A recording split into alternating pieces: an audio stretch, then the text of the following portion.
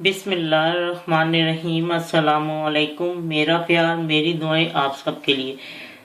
आज जो मैं रेसिपी आपको दे रही हूँ, ये मटन शोरबे वाला जो होता है, बिल्कुल सादा। बहुत पहले पका करता था, अब तो पता नहीं लोगों को बर्गर और पिज़्ज़े और ये वो भुना हुआ गोश्त चाहिए। तो एक सालन बनाया करते थे घर में कि मटन का शोरबा होता था, पतला सा, जरा इतना गाढ़ा भी नहीं था, तो चावलों के साथ खाते थे या चपाती के साथ, तो वो उसका एक अपना मजा था। आज मैंने सोचा, मैं अक्सर बनाती, चलो मैंने सोचा आज मैं बनाती, लेकिन मैं यखनी के साथ बनाती हूँ। आप कभी इस तरह करें कि गोश्त को अगर थोड़ा सा पहले गला लें, तो मैं सिर्फ 3-4 उबाल देती हूँ और आपको बंद कर देती हूँ, फिर ये यखनी शोरबे की तरह डालती हूँ। आप यकीन करें, सालन का जायका दुबाला हो जाता है। अच्छा, मैंने इसके लिए लिया आधा किलो मटन और इसको जैसे 3-4 उबाल देके इसको मैंने रखी। अब मैं आपको बताती हूँ साथ साथ और क्या चीज़ डलती है जो मैं ये सालन तैयार किया जाएगा।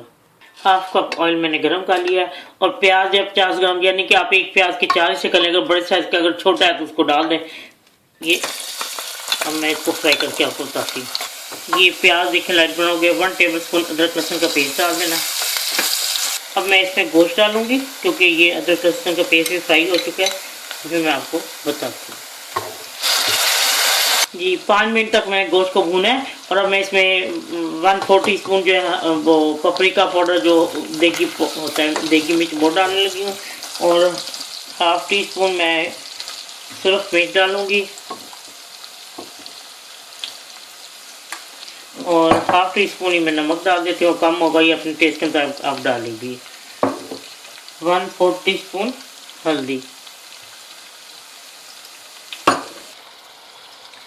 1/2 टीस्पून मैं डालूंगी इसमें अब धनिया पाउडर और 1/4 टीस्पून गरम मसाला।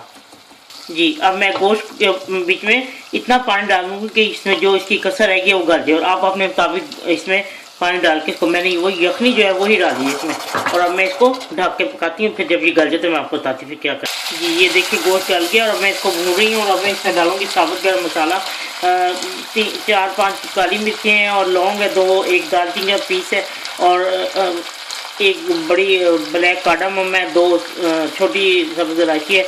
अब मैं इसको इसमें डाल देती हूँ। अब मैं जायफल डालूंगी 1/4 टीस्पून, फिर भी जायफल और जावित्री थोड़ी मैंने डाली है, मैं से 1/4 टीस्पून निकल गया मुझसे, लेकिन ज़रा कम है थोड़ी सी ना 1/4 टीस्पून से। गोश्त को पहले भी भून लिया इसी थी, तो ज़्यादा भूनने की जरूरत नहीं, बिल्कुल भून चुका। और ये ज़ीरा मुझे डालना याद नहीं था, ज़ीरा भी डाल दिया। और इसमें जो है ना, मैं गरम मसाला हमेशा ज़्यादा एंड पे डालती हूँ जब गोश्त को मैंने बिल्कुल गला लिया होता है बाद में, क्योंकि फिर इसकी वो जो है ना वो ख़त्म हो जाती है अगर पहले इसको डाल के पका लिया जाए। और हाफ मैंने जो डाला पहले गरम मसाला और अब फिर डाल दिया। और ये 2 अदद हरी मिर्चें डाल के मैं इसको थोड़ा सा भून के और फिर मैं आपको दिखाती हूँ कि मैंने अब क्या करना। जी मैंने भून लिया और इसका ये है कि मैं अब इसमें जो यखनी है ना, वो 3 कप यखनी डाल के इसको पकने के रखती हूँ। ये देखें मैंने पकने के रख दिया। और मैं गरम मसाला जो है ना, वो मुझे बहुत सारे लोगों ने रिक्वेस्ट किए, ये मेरा गरम मसाला मैंने खुद बनाया, बहुत ही जिसे कहते हैं ना आला किस्म का गरम मसाला है, और ये बहुत ही अच्छी रेसिपी है गरम मसाले की। तो मुझे बहुत सारे लोगों ने रिक्वेस्ट किया कि आप हमें गरम मसाला वो बताएं जो बाजार में मिलता है।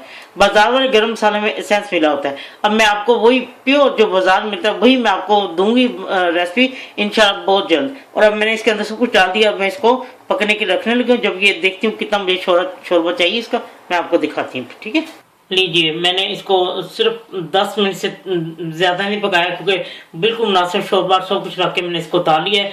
आप भी बाद में देख लें कि कितना आपको शोरबा चाहिए, कितना नहीं, उसी के मुताबिक आप उसको पका लें। क्योंकि गोश्त तो गल चुका था, भून भी लिया था। अब मैं इसके ऊपर हरी मिर्ची कटी डालती हूँ, और मेरे पास ये फ्रीज था हरा धनिया, ये भी मैंने डाल दिया है। और आप अपने मुताबिक जो चीज़, नमक मिर्चें जिस तरह आपको अच्छी लगती है उस तरह डालें। तो जब आप ये बनाएंगे तो उम्मीद है आपको पसंद आएगा। लेकिन जब भी आप अगर गोश्त पकाती हैं, अगर आप इसको थोड़ा सा पहले पका के रख लें और यखनी शोरबे की जगह डालें, तो मैं कहती हूँ आप कहेंगे कि बहुत ही लजीज ये खाना बना है।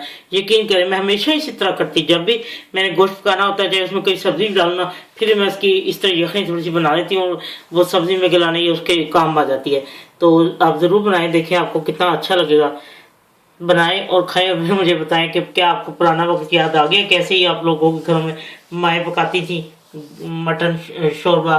तो ये मटन शोरबा यखनी के साथ ना मटन यखनी शोरबा। चलो ठीक है, बनाए खाए और फिर मुझे ज़रूर बताएं कि आपको ये कैसा लगा।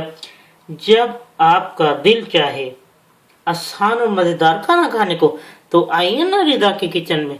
प्लीज़ सब्सक्राइब करना, लाइक करना और कमेंट करना ना भूलें। अल्लाह हाफिज़।